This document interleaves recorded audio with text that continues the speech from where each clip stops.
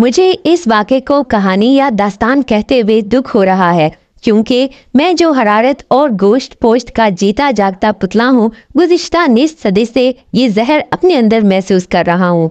कभी जहर की शिद्दत तिर्याक का काम करती है और कभी तिर्याक जहर बनकर रह जाता है। एक शख्स की आप बीती लिखता है कि मेरी कहानी फूलों से गिरे एक खुशरंग पथरीले कॉटेज से शुरू होती है, जिसमें मैं अपने बूढ़े वालिदैन के साथ रहता था। मेरा वालिद इस इलाके का सरदार था। सारी बस्ती इसका दिली एहतराम करती थी। मेरी परवरिश शहजादों की तरह हो रही थी, लेकिन मैं अभी छोटा ही था कि मेरी माँ को एक जहरीले नाग ने डस लिया। जोगी बुलवाए गए, लेकिन कुछ ना कर सके। मेरी माँ का सांप से काटा जिस्म जहर में तड़पता रहा। मैं ये मंजर इंतहाई जानसोजी और हैरत से देखता रहा। माँ की मौत का ये नज़ारा बड़ा ही कर्बनाक था, जो कि मेरे अंदर घर कर गया। मैं लाख कोशिश करने के बावजूद इसे अपने तखय्युर से हटा ना सका और ना ही अपने दिल से फरामोश कर सका। मुझे सांप के वजूद से नफरत हो गई। सांप और इंसान एक दूसरे के अजली दुश्मन है। इंसान सांप को देखते ही इसका सर कुचलता है और सांप इंसान को देखते ही इसे एड़ी पर काटता है। जब मैं 10 बरस का हुआ तो मेरा जज्बा इंतकाम जुनून को आन पहुंचा। मैं पहाड़ियों और जंगलों में चला जाता और मुख्तलिफ इकसाम के छोटे बड़े सांप मार मार कर बेहद खुश होता। लोग कहते वक्त हर जख्म का मरहम होता है, लेकिन वक्त का मरहम मेरी माँ की मौत को न भर सका। सांप से इंतकाम का जज्बा मेरी उम्र के साथ साथ बढ़ा और परवरिश पाता चला गया। मैं इसे एक दिलचस्प खेल समझता। माहो साल इसी तरह गुजरते गए। बड़े बड़े जोगी, नागपाल और साधु हैरान थे, आखिर मैं इतने खतरनाक सांप कैसे पकड़ लेता हूँ। बस्ती में अब मुझे बहादुर खान की बजाय नागमार कहा जाने लगा था। मेरे जखीरे में सैकड़ों किस्म के सांप थे। अगरचा सब मुर्दा थे, लेकिन मैं इनको बड़ी हिफाजत से रखता था। अब मेरे अंदर नागों के शहंशाह शीशनाग को पकड़ने की ख्वाहिश बढ़ने लगी थी, लेकिन मुझे ये इल्म न था कि ये नाग किस जगह या मकाम पर पाया जाता है। मैं अभी इसी ख्याल में था कि एक रोज मुझे अपनी बस्ती से कुछ दूर एक साधु आता दिखाई दिया, जिसके पाँव में लकड़ी की चप्पल और गले में मनकों की माला थी। चुनांचा मैं इसे बड़ी इज्जत और तकरीम से अपने कमरे में लेकर आया। हम कबाइली लोग मेहमान नवाजी में अपना सानी नहीं रखते। मैंने साधु की तवाज़ो दूध और ताज़ा फलों से की। जब कुछ खा पी कर इसकी जान में जान आई तो इसने सूंघ कर मुस्कुरा कर कहा, झूठ बोलने की जरूरत नहीं, हमें तो तू नाग मार मालूम होता है। साधु की बात सुनकर मैं हैरान और शशदर रह गया। हालांकि मैंने अभी अपने बारे में इसे कुछ भी नहीं बताया था। बच्चा, तुझे अपने मुतालिक कुछ बताने की जरूरत नहीं। मैं जान चुका हूँ कि तू सांपों का बैरी है, लेकिन अब नफरत और बैर को एक तरफ करके तुम्हें मेरा साथ देना होगा ताकि हम शीशनाग की तलाश कर सकें। बच्चा, शीशनाग को पकड़ने की आरजू मेरे मन को 20 साल से बेअकल किए हुए है। शीशनाग मेरे मुंह से निकला। हाँ बच्चा, वो नाग जिसके नीचे 7 बादशाहों का खजाना दफन होता है। मगर शीशनाग को कोई किस्मत वाला साधु या सपेरा ही पकड़ सकता है। ये सांप मुख्तलिफ शक्तियों का मालिक होता है। बस यूं समझ लो, जिसने ये नाग पकड़ लिया, दुनिया जहान की दौलत इसके कदमों में आ गई। ये नांगा पर्वत की पहाड़ियों में रहता है और पूनम की रात नीचे खंडर में उतरकर अपनी मादा के साथ मिलाद का लुत्फ उठाता है। बताओ, तुम इस मुहिम में मेरा साथ दोगे? मैंने इस साधु अमरनाथ की बात को निहायत गौर और दिलचस्पी से सुना। भला मैं इनकार कैसे कर सकता था, जबकि शीशनाग को पकड़ने की मेरी देरीना ख्वाहिश पूरी हो रही थी। चुनांचा मैं अपनी बस्ती के लोगों, प्यारे चचा और अजीजों अकारब को अलविदा कहकर नगरी नगरी भटकने वाले साधु के साथ चल पड़ा।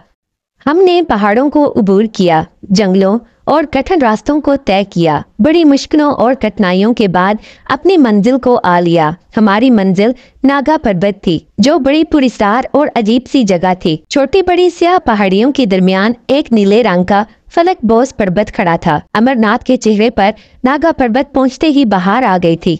वो सफर की सारी सोबतों को भूलकर आने वाले सरसब्जो शादाब दिनों के बारे में सोचकर सरशार था। कुछ ही ये ही कैफियत मेरी भी थी। अब साधु को पूनम रात का इंतजार था। वो धोनी लगाए बैठा रहता और कुछ पढ़ता रहता था। मैं पहाड़ों में निकल जाता। पहाड़ों में दाएं जानिब सेब और शफ्तालू के बड़े बड़े बागात थे। मैं इधर से सेब और शफ्तालू तोड़ कर ले आता। हम दोनों इनसे अपना पेट भर लेते। हमारे पास अनाज का कुछ जखीरा भी मौजूद था, मगर हम इसे बहुत कम इस्तेमाल किया करते थे। नागा पर्वत से 2 मील दूर आबादियों के 2 छोटे छोटे आसार मौजूद थे, लेकिन इनके करीब कोई बस्ती मौजूद न थी। इसी तरह कई रोज गुजर गए। पूनम रात करीब आ गई तो साधु अमरनाथ ने खाना पीना बिल्कुल ही बंद कर दिया। अब इसके चेहरे पर एक अजीब किस्म का जलाल आ गया था। शीशनाग को पकड़ने की घड़ी अब करीब आ चुकी थी, लेकिन साधु से मेरे पूछने पर इसने बस इतना ही कहा, जब वो वक्त आएगा खुद मुझे इसके बारे में आगाह कर देगा। दोनों इकट्ठे ही ये मुहिम सर करेंगे। फिर वो रात आ ही गई। नागा पर्वत की वो हसीन और दिलखराश रात आज तक मैं भूल नहीं सका। इस रात साधु अमरनाथ ज्ञान और ध्यान में मसरूफ था। चांदनी चटकी हुई थी, लेकिन ऐसा मालूम होता था जैसे ये रात दूसरी रातों से बेहद मुख्तलिफ है। मैं हौले से नींद की आगोश में चला गया, लेकिन तब ही मैं हैरान रह गया जब साधु अमरनाथ ने मुझे बाजू से झंझोड़ते हुए उठाया और कहा, उठ बच्चा, आज की ये रात बड़ी अहम है और ये रात फिर शायद कभी ना आए। पूनम की ये रात जिसका हमें इंतजार था। मैंने आंखें मली और इसके साथ उठ खड़ा हुआ और अमरनाथ मेरी तरफ हैरत से देखने लगा। इसका चेहरा चमक से गुलनार हो रहा था। नागा पर्वत की ये रात इंतहाई खूबसूरत थी। हर शय पर नूरानी चादर बिछ गई थी, यूं लगता था जैसे नूर में नहाई हो। फिर रात की इस खामोशी में नागों की गूंज ने हमारी धड़कनें और तेज कर दी। हम दोनों अब बड़ी तेजी से पहाड़ी रास्ते भलांगते हुए खंडर की तरफ बढ़ गए। जो हम खंडर की तरफ बढ़ रहे थे, नागों की गूंज और पुरस्कार आवाजें और तेज होती जा रही थी। हम दोनों खंडर के करीब पहुंचकर एक चट्टान के पीछे छुप गए। अब हमारी निगाहें खंडर के वस्त में बने हुए इस हौज पर गड़ी हुई थी, जिस पर सब्ज रंग की काई जमी हुई थी। सामने ही झाड़ियां थी। साधु अमरनाथ की निगाहें हौज से उठकर अब झाड़ियों पर टिक गईं। अब वो पुरस्कार आवाजें मध्यम हो गई थी और देखते ही देखते वो बिल्कुल खत्म हो गई और सुकूते मर्द तारी हो गया। लेकिन अब चांदनी पहले से 5 गुना तेज हो गई। फिर झाड़ियों से तेज सरसराहट सी हुई और फिजा में सीटियां सी बजने लगी और शीशनाग का जोड़ा पहाड़ों से खंडर में रिंगने लगा। शीशनाग के जोड़ी को खूबसूरती और सज धज को अहाते तहरीर में नहीं लाया जा सकता। ऐसा लग रहा था जैसे खालिक़े कायनात ने इन्हें मुख्तलिफ रंगों के फूलों से बनाकर नूर के सांचे में ढाला हो। इन दोनों के जिस्म हीरे और जवाहरात से ज्यादा चमकते थे। शीशनाग के सर पर एक खूबसूरत कुदरती ताज था, जिसमें एक पेशकीमत नीलम जड़ा हुआ था, जिसकी जगमगाहट के सामने तमाम रात की चांदनी भी मध्यम ठहरती। नागिन सरमस्ती के आलम में झूम रही थी और नाग की आंखों के सुर्ख याकूत अंगारों की तरह दहक रहे थे। फिर शीशनाग का ये जोड़ा एक दूसरे से लिपट कर रक्स करने लगा। इनका ये रक्स बड़ा ही दिलचस्प और हैरतनाक था। हम दोनों काफी देर तक इन दोनों की खुशफेलियों के मनाजिर देखते और लुत्फ अंदोज होते रहे। अब हम दोनों इन चोटियों की ओर से बाहर निकले। अमरनाथ ने मुझे इस जोड़े को पकड़ने की तरकीब समझा दी थी। अब हम करीबी झाड़ियों में छुप गए। साधु अमरनाथ ने अब बांदी पर मुंह रखकर एक निहायत दिलफरेब, नशा आवर और खूबसूरत धुन छेड़ी तो नाग जोड़ा मस्त होकर रक्स करने लगा। हम दोनों झाड़ियों से निकले और इनकी तरफ बढ़ने लगे। बेखुद और नशे की सी कैफियत इन पर तारी थी। यूं लगता था कि जैसे ये जोड़ा नशे और मस्ती में बेखुद हो चुका है। साधु अमरनाथ ने बीन बजाते हुए मुझे आंखों ही आंखों में इशारा किया और बीन बजाते हुए अब वो इस जोड़े के बिल्कुल करीब खिसक आया था। मैंने इसका इशारा पाते ही उछक कर इन 2 काले नाग जोड़े को पकड़ लिया और नाग पिटारी में बंद कर लिया। फिर मीन की मधुर लय एकदम रुक गई और साधु अमरनाथ ने माथे से पसीना साफ करते हुए मुझे गले से लगा लिया। बच्चा, धन्य हो, आज हमने ये बहुत बड़ा मार्का सर कर लिया है। नागों का शहंशाह शीशनाग और इसकी दुल्हन अब हमारे पंडारे में मौजूद है। रूए जमीन की तमाम शक्तियां हमारे चरणों पर आ पड़ी हैं। आओ अब सिंहासन वापस चले। वो पिटारे को लेकर मेरे आगे आगे चलने लगा। मैं भी बहुत खुश था। ऐसी खुशी मुझे जिंदगी के किसी हिस्से में नसीब ना हुई थी। हम दोनों खुशी के नशे में सरशार चले जा रहे थे। इसी वक्त सुबह के आसार नुमाया हो रहे थे कि साधु अमरनाथ ने एक भारी पत्थर से ठोकर खाई और पिटारी इसके हाथों से नीचे आ पड़ी। पिटारी से सांप निकला और साधु अमरनाथ को डसते हुए तेजी से पहाड़ों के बीच चला गया। मैं ये देखकर हवास बाख्ता हो गया और फिर भी मैंने अपनी पिटारी को जल्दी से बंद कर दिया। दूसरा सांप आजाद न हो सका। साधु अमरनाथ का रंग एकदम स्याह हो गया। साधु अमरनाथ ने मौत की आखिरी हिचकी लेते हुए कहा, बच्चा, भगवान की यही इच्छा थी। सांप तो भाग गया, लेकिन इसकी मादा इसी पिटारे में मौजूद है। याद रहे ये भागने ना पाए। और हाँ, तुम झील नगर जाकर मेरी कुटिया पे कुछ रोज कयाम करना, क्योंकि मैंने सौगत खाई थी कि मैं इस कुटिया में शीशनाग वाली पिटारी जरूर लाऊंगा। और हाँ, एक बात जरूर याद रखना कि ये शीशनाग बहुत ही कीना परवर नाग होता है। ये बदला लेकर रहता है, इसलिए कोशिश करना कि किसी तरह फिर तुम्हारी गिरफ्त में आ जाए। मैं साधु अमरनाथ की मौत का मंजर जिंदगी की आखिरी सांस तक भूल नहीं सकता। फिर मैं साधु अमरनाथ को इस हालत में वहां छोड़कर झील नगर की तरफ चल पड़ा। झील नगर में साधु अमरनाथ की कुटिया मुझे बहुत पसंद आई। इसके मुकाबिल एक पहाड़ी नाला बड़े जोशो खरोश के साथ बह रहा था।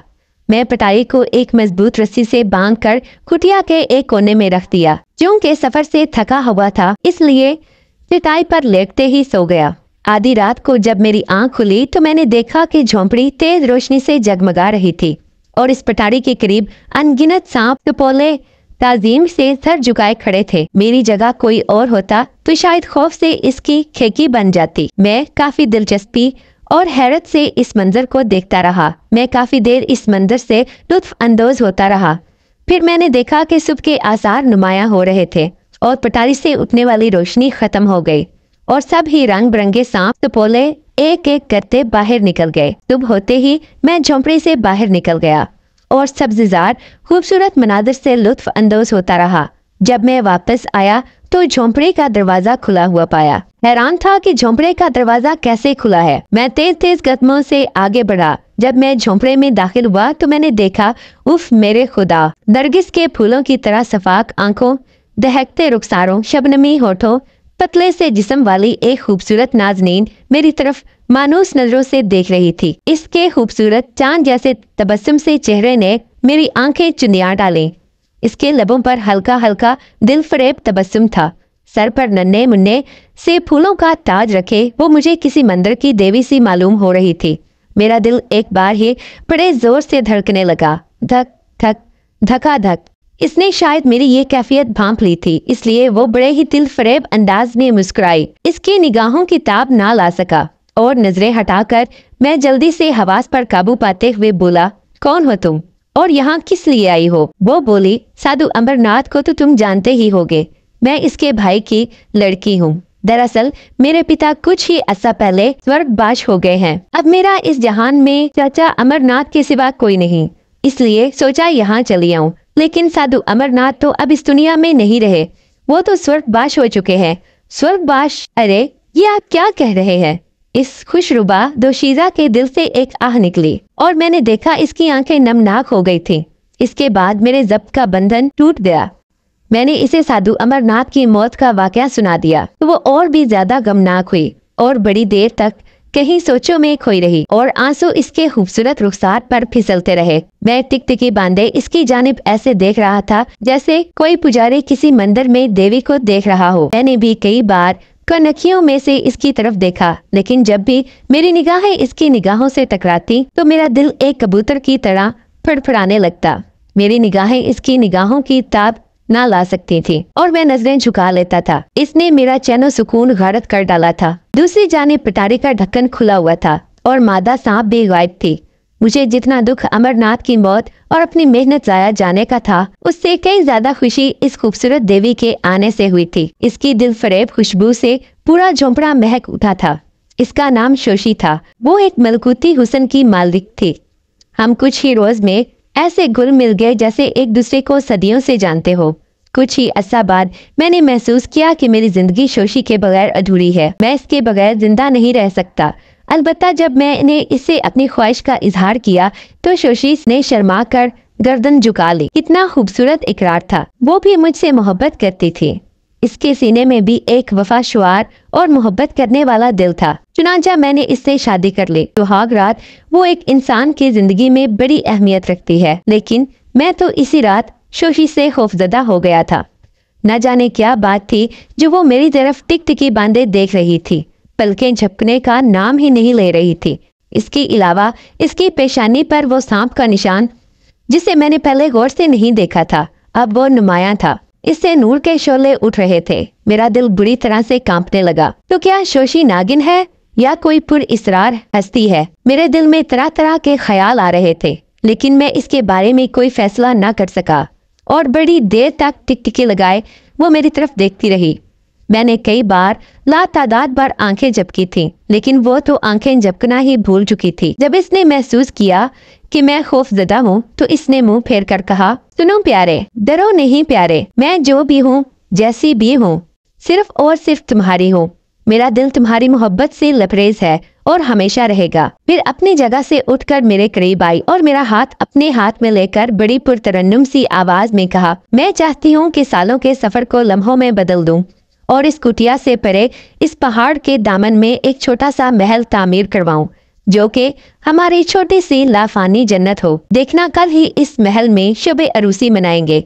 ये बात सुनकर मैं हैरान रह गया। मैं इससे पूछना चाहता था कि आखिर ये तुम्हारे चेहरे पर जगमगाता हुआ निशान कैसा है और तुम ये महल कैसे तामीर करवाओगे, जबकि तुम किसी राजा महाराजा की लड़की नहीं। लेकिन मेरी जुबान गुम होकर रह गई, जैसे मेरी कुव्वते गोयाई तलब होकर रह गई हो और वो मेरी तरफ निहायत मोहब्बत से देख रही थी। मैं भी इसकी मोहब्बत में ऐसा गुम हुआ कि सारा खौफ जाता रहा। काफी देर तक राजो नयाज में खोए हुए रहे। अगली रात खुशबुओं में बसी हुई थी। शोशी अरूसी जोड़े में मेरे सामने थी, यानी दुल्हन के लिबास में। इसकी आंखें खूबसूरत ख्वाबों से भरी हुई थी। मैं इसका राजकुमारियों जैसा लिबास देखकर हैरान था। हकीकत तो ये है कि शायरों ने जितनी नज़में लिखी, मुसव्विरों ने जितनी तस्वीरें बनाई, संग तराशों ने जितने मुजस्मे तराशे हैं और दुनिया वालों ने जितनी मूर्तें देखी हैं, इन सब से हसीन शाहकार थी। शोशी का रंग हसरत और खुशी से चमक रहा था और हम झोंपड़े से बाहर निकले तो सामने बांस के दरख्तों के झुंड पर चांद पूरी अबोताब से चमक रहा था। मैंने शोशी की जानिब देखा तो मुझ पर मदहोशी छा गई और सारे बदन पर खुशबू की एक लहर सी दौड़ गई। वो इस वक्त सुर्ख जोड़े में इसकी दोदिया रंगत और भी नुमाया और दिलकश नजर आ रही थी। इसके बदन से खूबसूरत महक उठ रही थी। आज इसके बालों में चंपा की आध खिली कलियों का ताज निहायत खूबसूरत नजर आ रहा था और इसके हुस्न में एक लहूती दिलसोजी आ गई थी। ठंडी हवा के मखमूर झोंकों में मधुर होकर हम नाले के इस पार पहाड़ियों की तरफ चले जा रहे थे, जहां हमने सुहाग रात के मजे लूटने थे। हमारा सफर ज्यादा लंबा ना था, लिहाजा हम कुछ ही देर बाद नाले को अबूर करते हुए पहाड़ियों के दामन में आ पहुंचे। लेकिन वहां पहुंचकर मेरी आंखें खुली की खुली रह गईं। वसीओ अरेज मैदान की बजाय अब वहां एक छोटा सा खूबसूरत महल खड़ा था। इस महल के मीनारों और गुंबद में नूरानी रोशनी यूं मालूम होती थी जैसे चांद आधी रात पर है। और जब इस महल में दाखिल हुए तो एक अजीब मंजर था। एक कमरे में बड़े बड़े और खूबसूरत कालीन बिछे हुए थे। फानूस जगमगा रहे थे। ये कमरा शाही सामान से पूरी तरह आरास्ता और पारास्ता था। तमाम चीजें इतनी शानदार थीं कि मैंने कभी ख्वाब में भी ना देखी थी। शोशी मेरा हाथ थामे हौले हौले इस कमरे के अंदर दाखिल हुई। इसने मुझे पकड़ा और एक खूबसूरत पलंग पर बिठा दिया। मैं हैरत से इसकी जानिब देख रहा था। मेरी समझ में कोई बात ना आ रही थी। कुछ ही देर बाद मैंने एक मेज पर सोने और चांदी की तश्तरियों में अनवाहो इकसाम के खाने चुने हुए देखे और साथ ही कई तरह के मशरूबात भी थे। मैं सोच सोच कर थक गया था कि मेरी अकल जवाब दे गई थी। खुदाया, ये सब क्या है? क्या शोशी इतनी बड़ी ताकतों की मालिक है कि इसने एक ही दिन में ये सारा सामान और महल मुहैया कर लिया? मैं अभी इन्हीं सोचों में घिरा हुआ था कि शोशी की शहद से ज्यादा मीठी और आबशारों से ज्यादा मुतरन्नम आवाज गूंजी। बहादुर प्यारे, तुम न जाने किन लाहासिल सोचों में खोए हो। खाने का वक्त हो गया है, चलो पहले खाना खाते हैं। हम दोनों ने मजे से खाना खाया और जब दोनों तरह तरह की नेमतों से सैर हो गए तो हम कमरे से बाहर निकले। जब हम कमरे से बाहर निकले तो खूबसूरत लड़कियों ने हमारा इस्तकबाल फूलों से किया। मैं ये देखकर हैरान रह गया कि इन लड़कियों के ऊपर के धड़ लड़कियों जैसे और नीचे के नागनों जैसे थे। वो कनीजों और बानियों की तरह हमारे साथ साथ चलती जा रही थी। चुनाचा रात बीतती जा रही थी। शोशी की कनीजों और बानियों ने इसे कमरा अरूसी में पहुंचा दिया था। कमरे की गैर मामूली सज धज देखकर किसी राजा महाराजा के कमरे का गुमान सा होता था। खूबसूरत पर्दे लटक रहे थे और पलंग पर खूबसूरत फूल बिखरे हुए थे। लेकिन जैसे ही मैंने घूंघट उलट कर सुहाग रात का मजा लूटना चाहा तो मुझे एक खौफनाक पिनकार सुनाई दी। मुझे यूं लगा कि एक साथ कई रस्सियों ने मुझे जकड़ लिया हो। मेरा सांस उखड़ने लगा। महल की रोशनियां एकदम गुल हो गई थी। गैर मामूली हरारत से मेरा दम घुटने लगा। फिर अचानक नीली नीली सी रोशनी में मुझे यूं लगा जैसे मैं एक गार में हूँ। जब मैंने अपनी आंखें खोलकर देखा तो मेरा जिस्म एक अजदहे की सख्त लपेट में था, जो कि मुझे पूरी तरह से जकड़े हुए था। जब हड्डियों की किरकिराहट सुनाई दी तो मैंने बुरी तरह से चीख उठा और साथ ही मुझे शोशी की चीखें भी सुनाई दी। वो मेरे सामने खड़ी थी। इसका रंग जर्द पड़ चुका था। मैं इसके माथे पर जगमगाने वाले सांप के निशान में इसका चेहरा देख रहा था। वो बुरी तरह से रो रही थी। इसका हलक खुश्क हो चुका था। इसने चीख कर कहा, नाग देवता के लिए इसे छोड़ दो शीश, शीश इसे छोड़ दो, ये बिल्कुल बेगुनाह है। मुझे सजा दो, मैंने गुनाह किया है, मैं पापन हूँ। शीश नाग देवता के लिए इसे आजाद कर दो। वो मुझे इस अजदहे से आजाद करवाने के लिए मिन्नतें कर रही थी। इस अजदहे की फनकार लम्हा ब लम्हा तेज होती जा रही थी और इसके मुंह से चिंगारियां बरस रही थी। शायद ये गुस्से का इजहार था। शोशी रोती और गिड़गिड़ाती रही, लेकिन इस नाग ने अपनी गिरफ्त ढीली ना की। इसकी बनकार से गिरने वाले शोलों से गार में चिंगारियां सी जलती हुई मालूम होने लगी। अब शोशी भी गुस्से में आकर कहने लगी, शीश मैं कहती हूँ इसे छोड़ दो, मैं अपनी जान पर खेल जाऊंगी, लेकिन इसे आंच तक ना आने दूंगी। और इसी फिनकार में मुझे इस नाग का एक भरपूर कहका सुनाई दिया, शायद जैसे वो इसकी बात पर हंस रहा हो। शोशी कुछ बड़बड़ाने लगी थी। इसकी आवाज मेरी समातों से टकरा रही थी। सपारा सपा, सपारा सपा। कुछ देर बाद मैंने देखा कि वो एक नागन की सूरत इख्तियार कर रही थी।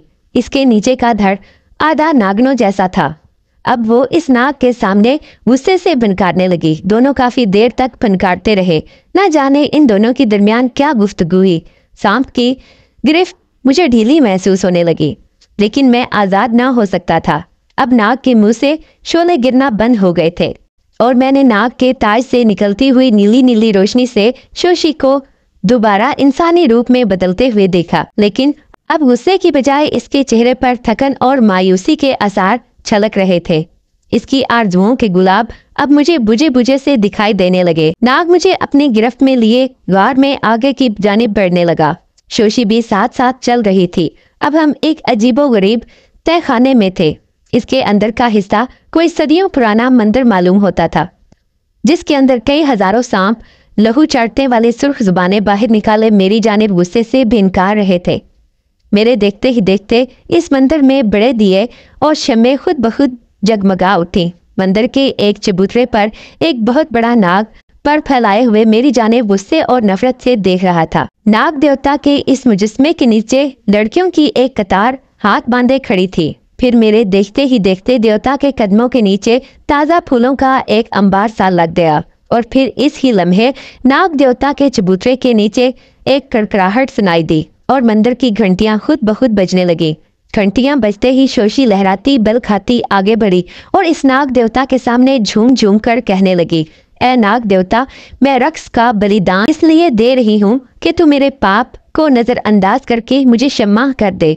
भगवान, मैं तेरे चरणों की दासी हूँ। मैंने सदियों से तेरे चरणों पर अपने प्यार और अकीदत की अफशां बिखेरी है। धरती और अंबर के सरताज, मैं मोहब्बत के हाथों मजबूर थी, इसलिए इस पुरुष को अपना बना बैठी और अब ये मेरा सरताज है। मैं तो इससे अपनी मोहब्बत की भीख मांगती हूँ।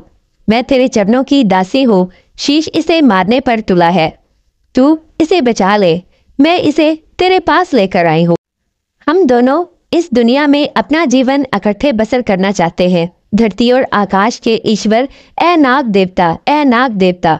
शोशी नाचती हुई इस नाग देवता के सिंहासन के आगे गिर पड़ी। इसकी हालत देखने के काबिल थी। वो ज़ारो कतार रो रही थी। आंसू इसके रुखसारों को भिगोकर नीचे गिर रहे थे। इसकी हिचकियों की आवाज से मेरा कलेजा फटा जा रहा था। आह, मेरी जिंदगी बचाने के लिए बेचारी कितनी मिन्नतें कर रही है। आह शीशनाग, इस रात मुझे ही डस लेता और मैं ये रात देखने के लिए जिंदा न रहता। शोशी नाग देवता के कदमों में बिना पानी के मछली की तरह तड़प रही थी, फरियाद कर रही थी। अचानक घंटियां खामोश हो गईं और एक गहरा सन्नाटा छा गया। एक काबिले सकूत, किसी के सांस लेने की आवाज भी सुनाई न दे रही थी। और फिर एक गंभीर और खौफनाक आवाज सुनाई दी। नाग देवता की आवाज पूरे गार में गूंजी। वो लड़खड़ाते कांपते हुए सुर्ख जिस्म को लेकर उठ खड़ी हुई। वो ज्यादा देर खड़ी ना रह सकी और नाग देवता के सामने दो जानो होकर गिर गई। इसकी दोनों आंखें बंद थी। वो दोनों हाथ जोड़े मिन्नतें कर रही थी। नाग देवता की आवाज एक बार फिर गूंजी, ए नागन, तूने पूरी नाग जाति के साथ गद्दारी की है। तुमने शीश नाग की पवित्र मोहब्बत को ठुकरा कर एक आदमजात की मोहब्बत और पत्नी बनना कबूल कर लिया। तुमने ये भी ना सोचा कि नाग और आदमजात एक दूसरे के जन्म जन्म के बैरी हैं। तुमने नाग जाति के बैरी से विवाह करके पूरी नाग जाति के अरमानों का अपहरण किया है। सजा तो यही थी कि तुझे और तेरे इस आदमजात को अभी और इसी वक्त नष्ट कर देते, लेकिन नहीं, तुम दोनों में से एक को ही नष्ट किया जाएगा और दूसरी को निशाना इबरत बनाकर जिंदा रहने दिया जाएगा। महाराज, मेरे देवता, मुझे अपहरण को ही नष्ट कर दीजिए। मैं हर सजा भुगतने के लिए तैयार हूँ। मैं अपना बलिदान देना चाहती हूँ और मैं अपना बलिदान देकर इसे बचाना चाहती हूँ। मैं बलिदान देने को तैयार हूँ। नाग देवता की खौफनाक आवाज फिर गूंजी, हम तुम्हारा बलिदान लेने के लिए तैयार हैं, लेकिन ये पुरुष जिंदा रहेगा, अपनी करनी का फल पाएगा, क्योंकि इसके हाथों हमारे सैकड़ों जवानों, बूढ़ों और बच्चों के खून से रंगे हुए हैं। शीश इसे पूनम की रात दसेगा और हमारी जाति का जहर इसकी रगों में प्रवेश पाता रहेगा, लेकिन ये मर ना सकेगा। फिर इसके बाद एक खौफनाक पुनकार सुनाई दी। नाग देवता के मुंह से एक आग का शोला शोशी के गुलाबी बदन पर जा गिरा। इसकी दिलखराश चीखें हवा में गूंजने लगी। मेरी आंखों के सामने इसका जिस्म वो चढ़ चढ़ कर जलने लगा और अब बेहोश हो चुकी थी। इसका जलता हुआ ढांचा मेरी आंखों के सामने था। मैं चाह कर भी कुछ ना कर सका। मैं इस मंजर की ताब ना ला सका और बेहोश हो गया। फिर जब होश आया तो मैं अपने पलंग पर लेटा हुआ था, कराह रहा था। न जाने मुझे नाग मंदिर से कौन उठाकर लाया था, किस शक्ति ने मुझे यहाँ तक पहुँचाया था। इस वाक़े को चंद साल गुजर गए। हर माह जब चांद अपनी शीतल किरणों से धरती को मुनव्वर करता है तो मुझे अपने जिस्म में एक अकड़न सी महसूस होती है।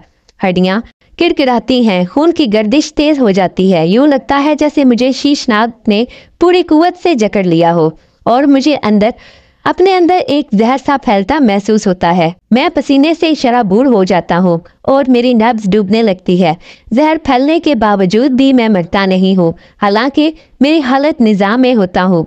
जब भी मैं हालत निज़ाम में होता हूँ तो शोशी का खूबसूरत चेहरा मेरी आंखों के सामने आ जाता है। मैं तसव्वुर की आंखों से उसके जलकर भस्म होने का मंजर देखता हूँ। मैं शोशी पुकारता हूँ और पागलों की तरह बिस्तर से उठकर पहाड़ियों की तरफ भागने लगता हूँ। खुदाया, उफ मेरे खुदाया, मैं क्या करूँ? इसकी याद मेरे सीने में अब तक रहेगी। शोशी, आह शोशी।